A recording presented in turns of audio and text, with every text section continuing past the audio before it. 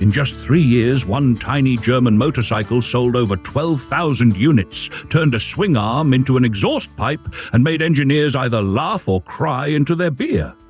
The Imme R100 wasn't just a bike, it was a mechanical riddle wrapped in a B logo. And somehow, it still managed 75 kilometers per hour on 100cc of two-stroke Sting. Ladies and gentlemen, have you ever stared at a motorcycle and thought, that thing looks like it was built by a genius with access to a pipe bender, a welding torch, and absolutely zero chill? Welcome to the Imme R100, the post-war German two-wheeled bee that buzzed through engineering textbooks, flipped the table of motorcycle design, and said, "Nine? I'll do it my way." Now, before we kick this metal bee into a buzzing frenzy, don't forget to hit that subscribe button and join the Timmy Tiny Wheels hive. I'm just a guy with a camera, a questionable socket set, and a lifelong habit of falling in love with machines no sane person would daily ride.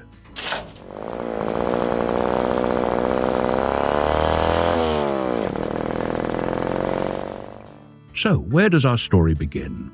Picture West Germany in 1948. Cities were rebuilding, steel was rationed, and if you wanted a motorcycle, you either waited in line for a DKW or bribed a man named Klaus who knew someone. Into this mess came engineer Norbert Riedel. This guy wasn't your average tinkerer with oily overalls.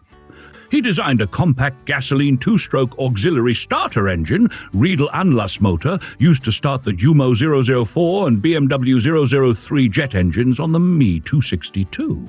That's right, before he built tiny bikes, he helped launch history's first operational jet aircraft. You don't get that kind of resume at your local bike shop. Riedel launched Riedel Motoren AG in Immenstadt im Allgäu, a name that sounds like a Bavarian opera, but really just means Beeville. And that's fitting, because the bike he built was nicknamed Im, B in dialect, light, buzzy, and absolutely no interest in following the herd. Series production of the R100 began in June 1949. The idea? Build a 100cc motorcycle so lean it practically whispered fuel efficient in Morse code. The base model was 775 Deutsche Marks and omitted the battery, tachometer, and center stand. A space speedometer was included on the later export version. But it was cheap enough for workers, fast enough for commuters, and strange enough to scare off traditionalists. Sales buzzed along. By late 1950, the factory was churning out nearly 1,000 units a month and had sold over 10,000 in total. But, as always, brilliance came with baggage. Some early bikes featured a flying crankshaft with a single bearing, which is engineer speak for "this thing might self-destruct." Also, the Kickstarter had a freewheel mechanism that was about as durable as my neighbor Bob's belief in 5G-proof hats. Warranty claims swarmed in. Riedel scrambled, released the improved R100D model with a proper two-bearing crank, and offered an export trim with luxuries like chrome and color.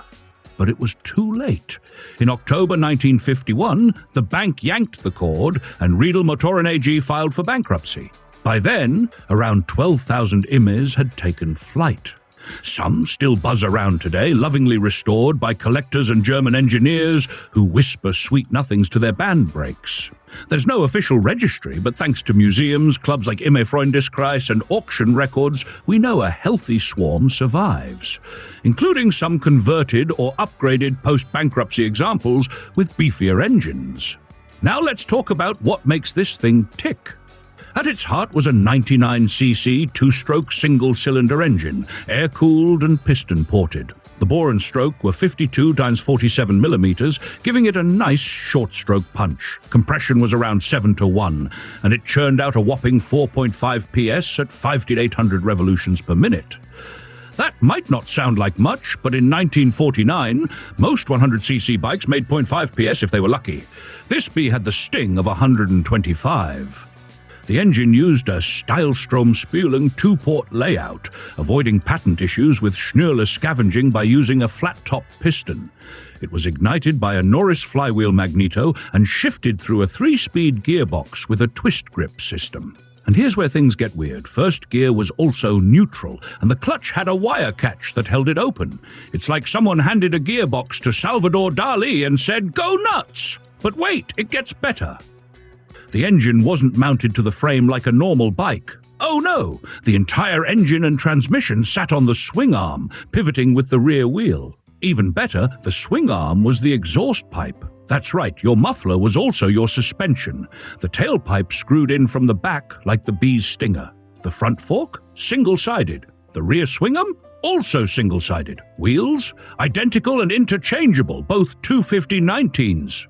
You could even strap a spare to the side, like a tiny two-stroke James Bond. The brakes were compact internal band units, not exactly MotoGP spec, but effective enough for 65 kilograms of buzzing steel. Frame-wise, it had a tubular steel spine with integrated pivots and a central spring out back. The geometry kept chain tension constant, unless, of course, you ignored the owner's manual and set the chain tight. Because that muffler swing arm expanded when hot, which lengthened the chain run. More than a few folks learned the hard way when their chains started flapping like laundry in a wind tunnel. Top speed? Around 75 kilometers per hour, or 47 miles per hour. Fuel consumption? An incredible 2.3 liters per 100 kilometers, or about 100 miles per gallon. It was probably the only bike in history that could outrun your wallet's complaints. Now, let's talk design, because this wasn't just an engineer's fever dream, it was sculpture on wheels. The Imme R100 wasn't built to look flashy. It was built to survive post-war Germany with less material than Bob's entire wardrobe. That meant shared tube diameters between frame and fork, wheels so identical they could swap places in the dark, and stampings minimized. But despite all that austerity, the result was striking. The silhouette was clean, functional, and oddly elegant. It was as if Riedel designed not just with rulers and calipers, but with empathy, for the guy who'd have to fix it in a shed with only a wrench, a prayer, and maybe some schnapps. The swing arm doubling as an exhaust wasn't a gimmick, it was an answer to a shortage of steel. The single-sided fork wasn't a fashion statement, it was one less piece to machine. That's what I liked the most. Everything had a reason. No chrome for chrome's sake. Just be logic. Surprisingly, the Imme R100 was more than just a budget commuter, it was an industrial design icon. It made it into the Guggenheim's 1998 Art of the Motorcycle exhibition and even sits proudly in the Barber Vintage Motorsports Museum. That's like a bee winning Best in Show at Westminster. As for pricing, the base R100 in 1949-50 cost 775 Deutsche Marks, adjusted for today is about 2,600 euros, or $3,000. The export version ran 850 Deutsche Marks, or roughly 2,850 euros, $3,300 today. At auction, pristine examples now fetch between $14,000 and $22,000, depending on condition, originality, and whether someone finally figured out how to shift into neutral without launching their shoe across the garage. Riders used a clip to hold the clutch lever if they wanted neutral. So whether you're an art collector, a rider who likes weird shifters, or just someone who respects a motorcycle with more engineering ambition than metal, the Imme R100 earns its stripes, or rather, its buzz. Now go check your swing arm for exhaust leaks. Thank your spare wheel for existing, and don't forget to subscribe.